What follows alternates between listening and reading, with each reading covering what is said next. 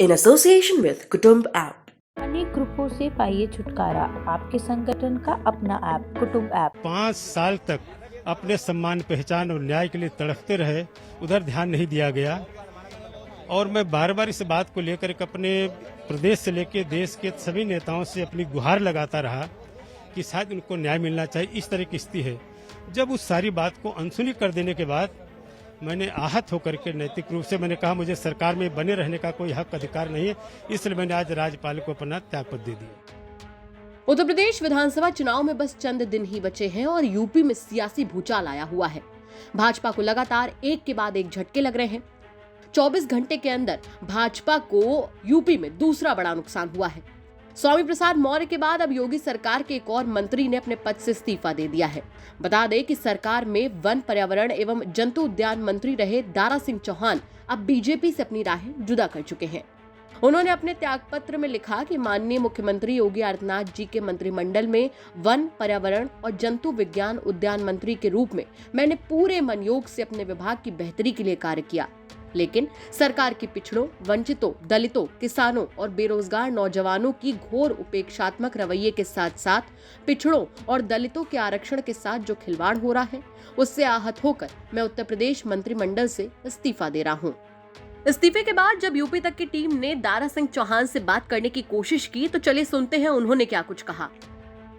इस्तीफा देने के बाद दारा सिंह चौहान हमारे साथ हैं, उनसे बात करते हैं। दारा सिंह चौहान जी, आपने इस्तीफा दिया है, क्या वजह रही है? देखिए, मैं बार बार उसी सवाल को मैं दोहरा रहा हूँ। जिस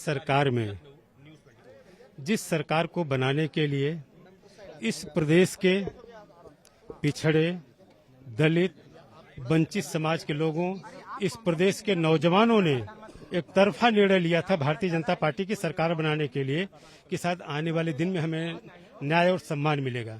लेकिन 5 साल तक अपने सम्मान, पहचान और न्याय के लिए तड़पते रहे, उधर ध्यान नहीं दिया गया। और मैं बार बार इस बात को लेकर के अपने प्रदेश से लेकर देश के सभी नेताओं से अपनी गुहार लगाता रहा कि शायद उनको न्याय मिलना चाहिए। इस तरह की स्थिति है। जब उस सारी बात को अनसुनी कर देने के बाद मैंने आहत होकर के नैतिक रूप से मैंने कहा मुझे सरकार में बने रहने का कोई हक अधिकार नहीं है, इसलिए मैंने आज राज्यपाल को अपना त्यागपत्र दे दिया। ये बताइए, कल से स्वामी प्रसाद मौर्य जी ने जब से इस्तीफा दिया था तब से ये बात चल रही है कि आप भी जा सकते हैं, उससे पहले भी चर्चा हुई थी, तो आपने क्या शीर्ष नेतृत्व ने आपसे बात की है? कल से लेकर आज तक कुछ बात हुई है? नेता हैं, उनका अधिकार है बात करने का। बात हुई है यानी कि? नहीं, उनका अधिकार है बात करने का, अपनी बात कहेंगे। मैंने भी अपनी बात से उनको अवगत करा दिया किस तरीके की स्थिति है। जब 5 साल तक हम लोगों ने कुछ नहीं कर पाया ऐसे गरीब समाज लोगों के लिए, उनके सम्मान पर जिन्होंने आशीर्वाद देकर के पूर्ण बहुमत की सरकार बनाने का काम किया, आज पूरा प्रदेश के जवान जो है आज सड़कों पे घूम रहे हैं, उनको कोई रोजगार न मिल पाने के नाते इन बहुत सारी चीजें हैं। देखिए, हर आदमी का अलग अलग वो है। इसी सारे कारणों के नाते आज मैंने त्यागपत्र दिया है। अब फिर मैं प्रदेश के हमारे जितने भी शुभचिंतक और समर्थक हैं, मैं सारे लोगों से बात करके फिर अगला कदम क्या होगा मैं आपको बताऊंगा। ऐसा बताया जा रहा है कि कुछ टिकट कटने थे, टिकट को लेकर के कोई बात थी इस वजह से? देखिए, जो मेरी स्थिति में होगा सबके साथ यही कहा जाएगा आपका टिकट कट रहा था। मैंने कहा मेरे लिए टिकट महत्वपूर्ण नहीं है, वो समाज महत्वपूर्ण है जिनके आशीर्वाद से, वो समर्थक महत्वपूर्ण है जिनके आशीर्वाद से मैं उसका मुकाम तक पहुंचा हूं। मेरे लिए वह महत्वपूर्ण है, मेरे लिए कोई टिकट फिकट को मायने नहीं रखता है। आप कहाँ जा रहे हैं? किस पार्टी में बात हुई? समाजवादी पार्टी में बात हुई है आपकी? क्योंकि स्वामी प्रसाद मौर्य जी ने बता दिया आप लोगों से कि पूरे प्रदेश के लोगों से मेरे जितने भी शुभचिंतक और समर्थक लोग हैं सबको मैं बुला करके बात करूंगा। जैसा निर्णय वो लोगे, जो निर्णय लेंगे वह मेरा निर्णय होगा। अभी आपने तय नहीं किया है कहाँ जाना है? अभी कोई तय नहीं किया है। वहीं उत्तर प्रदेश के उप मुख्यमंत्री केशव प्रसाद मौर्य ने दारा सिंह से अपने फैसले पर फिर से विचार करने को कहा है। उन्होंने ट्वीट करते हुए कहा कि परिवार का कोई सदस्य भटक जाए तो दुख होता है।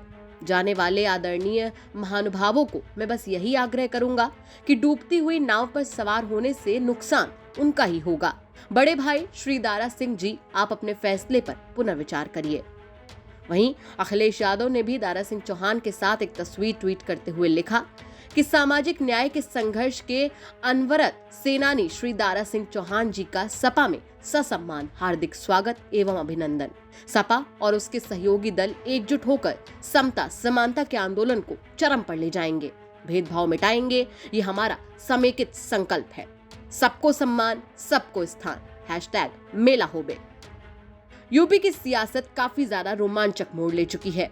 देखना होगा कि यूपी में आए सियासी भूचाल से भाजपा निपट पाती है या फिर नहीं। ब्यूरो रिपोर्ट, यूपी तक।